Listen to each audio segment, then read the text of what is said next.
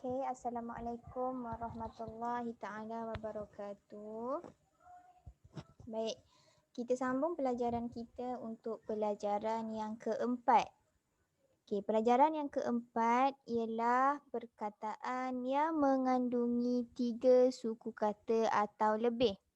Okey, apa contoh perkataan yang ada 3 suku kata? Okey, contohnya perkataan bahasa. Okey, ba satu suku kata, ha satu suku kata dan sa satu suku kata. Jadi 3 suku kata. Jadi kalau perkataan yang ada 4, contoh perkataan yang ada 4 suku kata, contohnya perkataan pelajaran. Pe satu suku kata, la satu suku kata, ja satu suku kata, ran satu suku kata. Jadi yang kita nak belajar. Tapi ada beberapa syarat yang akan kita kenal pasti tentang ejaan yang kita nak belajar untuk hari ini. Okey, untuk unit 1, kita akan belajar dulu cara penulisan untuk kata asal bahasa Melayu. Okey, perkataan dia mestilah mengandungi 3 suku kata dan ke atas. Tapi perkataan ini adalah perkataan jati bahasa Melayu. Perkataan ini memang asal bahasa Melayu. Okey, tengok apakah contoh-contoh perkataan asal bahasa Melayu. Okey, boleh rujuk buku teks darjah 3, muka surat 33. Okey, perkataan yang pertama contohnya bahasa. Okey, bahasa. Ba satu suku kata, ha satu suku kata dan sa satu suku kata. Okey. Tengok perkataan yang kedua. Halia. Ha satu suku kata, li satu suku kata dan a satu suku kata. Jangan baca ha satu suku kata, lia satu suku kata. Dia akan jadi 2 suku kata sahaja.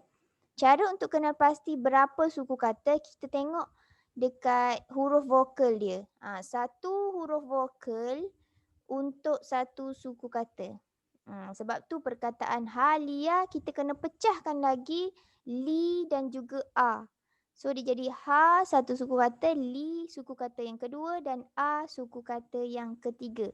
Ha, li, a. Tapi bila kita sebut dia sebagai satu perkataan, dia akan jadi halia. Okey, jelas ya? Okey, perkataan yang ketiga, dahulu.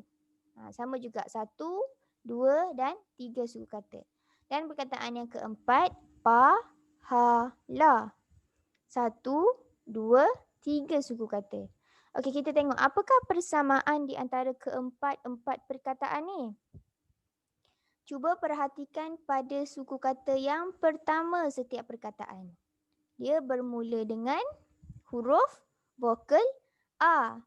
Jadi dia bermula dengan pola vokal A. Bahasa bermula dengan ba, halia bermula dengan ha, dahulu bermula dengan da, pahala bermula dengan pa.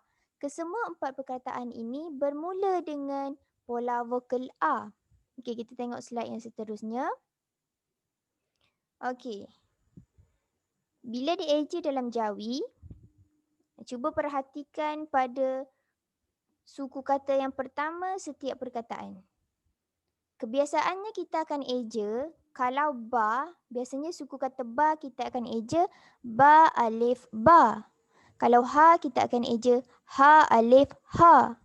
Kalau da kita akan eja dal alif da. Kalau pa kita akan eja pa alif pa. Tetapi cuba perhatikan ejaan perkataan yang 4 ni, 4 perkataan ni. Kesemua ejaan suku kata a tiada alif. Tiada huruf alif yang ditulis. Okey, tengok bahasa. Dieja ba, ha alif, sin. Bahasa. Ba ni tak ada alif. Sama juga macam perkataan halia. Ha, suku kata ha tiada alif. Sama macam dahulu. Suku kata da tiada huruf alif. Dan pahala pun sama. Huruf pa, suku kata pa ni tiada alif diletak. Kenapa? Kenapa? Okey, kerana ni memang adalah cara penulisan dia. Syarat penulisan dia mestilah perkataan itu adalah kata asal bahasa Melayu. Maksudnya memang perkataan jati bahasa Melayu.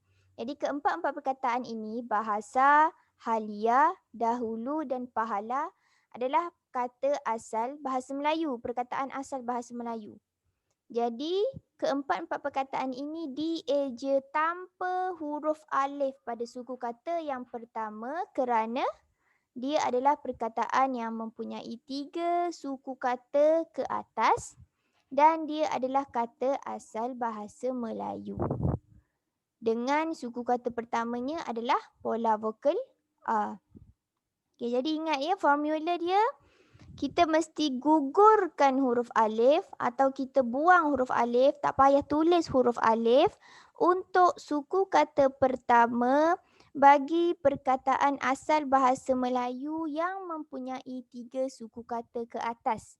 Dengan syarat suku kata pertama dia mesti ada pola vokal A.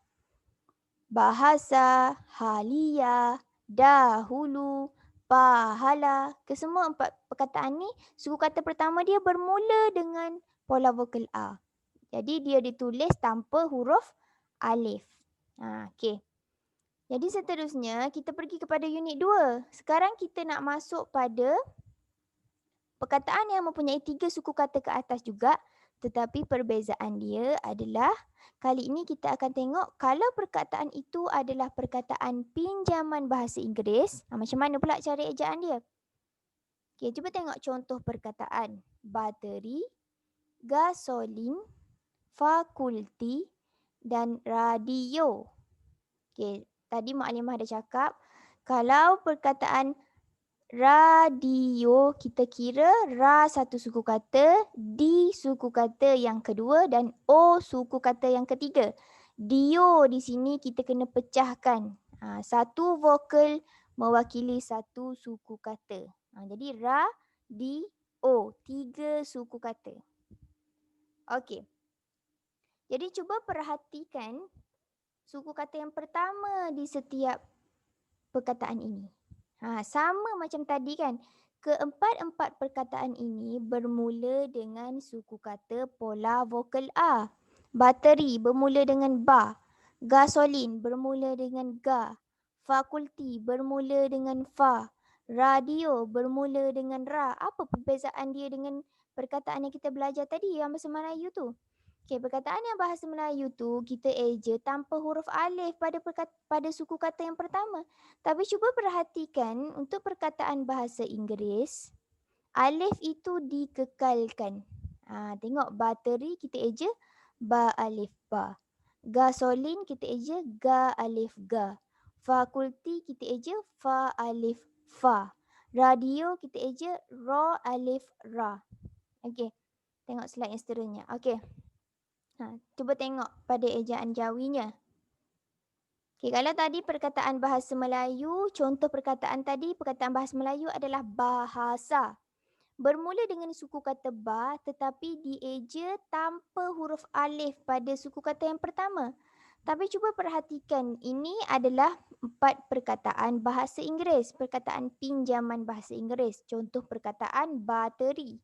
Sama juga macam bahasa, dia bermula dengan suku kata ba tetapi dieja dengan huruf alif. Okey, jadi kita tengok. Kenapa dieja begitu? Sebabnya syarat dia apabila perkataan itu mempunyai 3 suku kata ke atas dan dia adalah perkataan pinjaman bahasa Inggeris, maka kita perlu kekalkan huruf alif untuk suku kata yang pertama dengan syarat suku kata pertama itu adalah pola vokal A. Okey, faham? Okey, cuba perhatikan contoh bateri. Dia bermula dengan suku kata ba iaitu pola vokal A. Ni ada bunyi A di sini. Ba alif bunyi ba. Okey, ada A, ada vokal A di sini. Maka kita eja alif itu dikekalkan pada suku kata yang pertama. Sebab dia adalah perkataan pinjaman bahasa Inggeris. Sama juga dengan gasolin. Huruf alif dikekalkan untuk suku kata ga. Dan fakulti pun sama. Huruf alif dikekalkan untuk suku kata fa. Sama juga radio, huruf alif dikekalkan untuk suku kata ra. Okey, jadi sebagai konklusi kita tengok apakah perbezaan untuk ejaan perkataan asal bahasa Melayu dan perkataan pinjaman bahasa Inggeris. Okey, Maklimah ulang sekali lagi. Jika perkataan itu mempunyai 3 suku kata ke atas dan dia adalah perkataan asal bahasa Melayu, maka cara ejaan dia, kita gugurkan huruf alif. Kita tak payah letak huruf alif untuk suku kata yang pertama dengan syarat suku kata pertama itu adalah pola vokal A. Suku kata pertama ada bunyi ataupun ada huruf vokal A. Contoh perkataan haruan. Suku kata yang pertama dia ha, iaitu pola vokal A. Maka ejaan dia ha, ro, waw, alif, nun. Haruan. Ha di situ, suku kata ha, kita eja tanpa huruf alif. Sama juga macam perkataan rasuah. Rasuah adalah perkataan yang mempunyai 3 suku kata. Ra satu suku kata, su satu suku kata dan ah satu suku kata. Jadi 3 suku kata kesemuanya. Jadi perkataan rasuah pun kita eja tanpa huruf alif untuk suku kata yang pertama. Sebab dia adalah perkataan bahasa Melayu yang mempunyai 3 suku kata dan bermula dengan vokal A. Okey, kita tengok pada perkataan bahasa Inggeris. Okey, ingat ya, sekali lagi Maklimah ulang. Jika perkataan itu mempunyai 3 suku kata ke atas dan dia adalah perkataan pinjaman bahasa Inggeris, maka ejaannya mestilah kekalkan huruf alif pada suku kata yang pertama dengan syarat suku kata yang pertama itu mestilah pola vokal A. Contoh perkataan kalendar. Kalendar adalah perkataan pinjaman bahasa Inggeris. Maka ejaannya kita kekalkan huruf alif pada suku kata yang pertama. Sebab suku kata yang pertama dia bermula dengan ka, bermula dengan pola vokal ka. Sama juga macam perkataan galaksi. Galaksi, suku kata yang pertama kita kekalkan huruf alif untuk suku kata ga, iaitu suku kata yang pertama. Sebab dia adalah perkataan pinjaman bahasa Inggeris. Maka konklusi dia, kalau bahasa Melayu, gugurkan alif pada suku kata pertama.